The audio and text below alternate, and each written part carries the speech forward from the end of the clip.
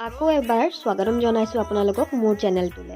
আজি আচলতে ঘৰত ধান মেলিছে, আমাৰ নহয় দেই, বৰমাহঁতৰ। আৰু পিছ চোতালতো ধান মেলিছিলে, কিন্তু এইখন চোতালত ৰ'দ অকণমান কমকে পৰে।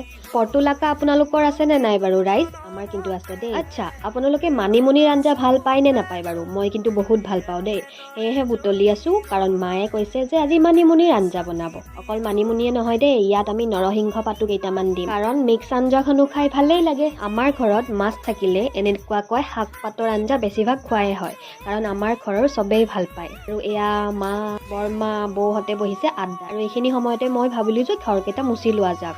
আৰু তেনেকুৱাকৈ ময়ো কামত লাগি গলো, আৰু ইফালে মাৰ খাদ্যও ৰেডি হৈছে, মানিমুনি নৰসিংহ সৈতে মাছৰ জোল।